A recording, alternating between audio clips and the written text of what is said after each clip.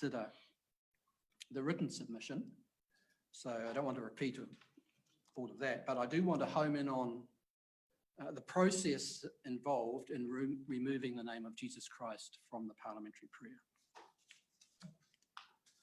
Prayer. My question, or our question really, is was the process flawed? And if it was, then surely the issue should be addressed and, if possible, put right. Now, it seems that the process of the removal of the words Jesus Christ was a process that was indeed lacking, and by the Speaker's own admission. By that, I'm referring to the Right Honourable Trevor Mallard's confession that his consultation was, in his own words, minimal, brief, and almost certainly inadequate. I think that's a stunning admission coming from the Speaker of the House. And actually, I applaud the Speaker for his honest and frank assessment of his own lack of democratic procedure. After all, we are talking about an institution that has been part of us for more than 160 years. I would put it to you that if anyone were to present a submission with the caveat that what is being presented is minimal, brief, and almost certainly inadequate, what sort of consideration would it receive? I'm guessing that wouldn't be received very well at all. We know that on previous occasions when changes to the prayer were mooted, everybody was in the loop. All members had information for the discussion and full democratic procedure was expected. And that's pretty much what we are asking for now. If a proposed legislation was seen to be flawed on both sides of the House, the status quo would be maintained until the matter was reformatted, reconsidered, or whatever. And rightly so. And again, that's pretty much what we are asking, that the same principles apply to the office of the Speaker in this matter. Look, there's always times when we don't get it quite right. We've all been there and done that. And it seems that the Speaker missed the mark somewhat on this occasion. But there is an open, honest way to put it right: return to the status quo. So that is our hope. It's our strongest recommendation that the status quo be maintained by reinserting the words Jesus Christ back into our parliamentary prayer and then go from there. Allow due diligence and full democratic procedure to take its course.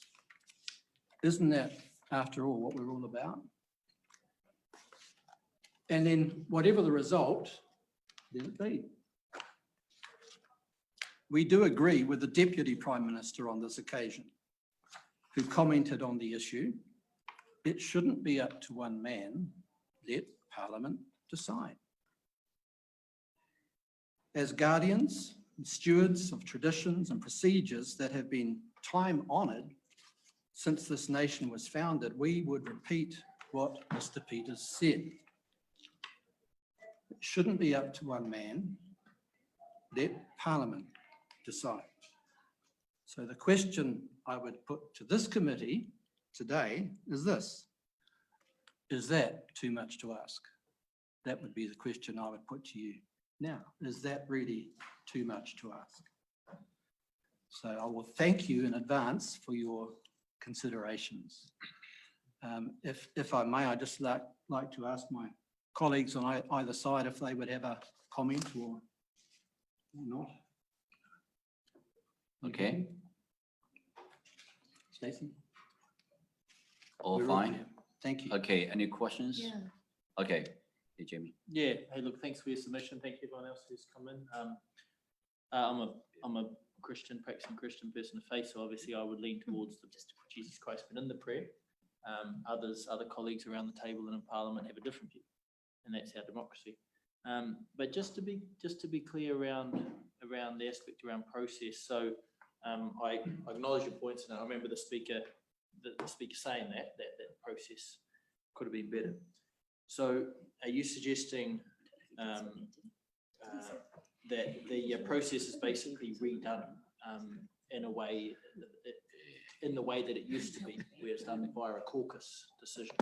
Well, yeah, as noted, and the speaker noted himself when he made those comments, that when a change has been mooted in the past, it's been, everybody has the information. So everybody is in the loop, everybody is in the know.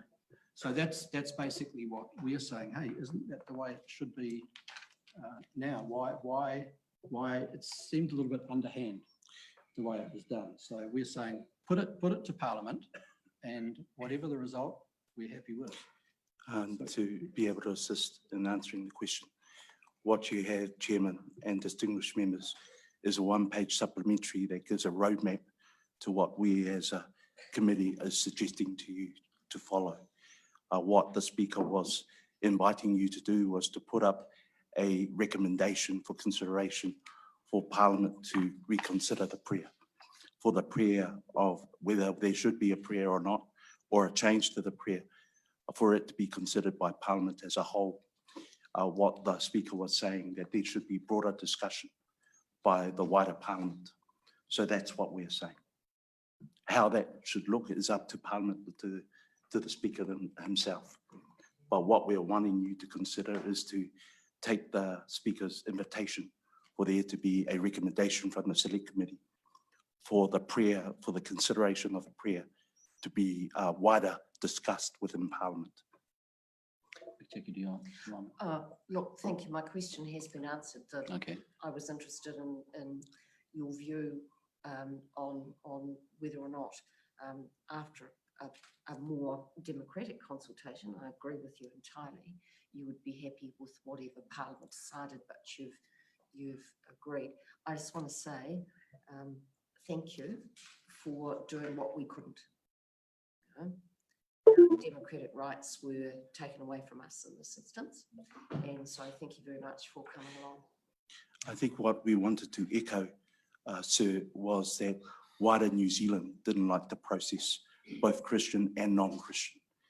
They didn't believe that one person should have the authority nor the power to make a decision as important as the prayer, and that should have been given to those members of Parliament to which New Zealand has given mandate to be their representative.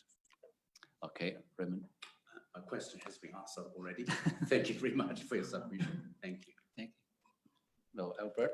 So just thank you for your submission and also your supplementary. If I just look at your supplementary and the notes in the first paragraph, talk about the beginnings of their prayer, which, if I understand, was on the 24th of May of 1854, Yes. when it was first so it was constituted as an act of Parliament. Yes. Into place. And so what you're actually reminding us here is to be able to then, if it was constituted as an act of Parliament, voted by Parliament, then it should be the whole of Parliament then, basically, if there are any amendments and changes. That's right. That's right. Yeah. Just in regards to that, I know that there have been some other, sorry, it's a supplementary, Okay.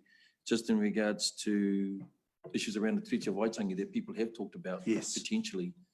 People have always talked about, well, people talk about the 3 articles, but then there's the aspect of the 4th article written on the back of the Treaty of Waitangi, and I'm just wondering whether you can make a comment to that, whether you think that too, which talks about religious freedom and aspect of that. So what was constituted in Parliament was also too something that in the foundations of one of our documents anyway, there was a recognition of the importance of a form of faith anyway. Yeah, and thank you, Alfred. That is addressed in the submission, the point of the 4th article, because it wasn't a written article as such, doesn't diminish its value, that the promise was given to protect the Christian faith. And it would be debatable now when you start removing the name of Jesus Christ, you're not left with a Christian faith. So what sort of protection is that? So we would see that was a given promise in the name of the Queen. So it's come from the highest authority, and that promise to protect the Christian faith should still be honoured. Yeah, that's the way I see it, and it is addressed in the submission. But may I add also to that answer, Alfred, that if we go by process, that will be a question that would need to be answered once a decision has been made by the House whether to change the prayer or not. The question that hasn't been answered, whether there should be a change to the prayer, that's what needs to be put to Parliament. If a decision is that the prayer should be changed, then that debate becomes a valid debate in terms of whether that would lead to that point that the prayer should be changed. Okay, any more questions? Time is up anyway, so thank you very much for coming to the committee. Thank you for presentation. Thank you. Thank you. Thank you very much.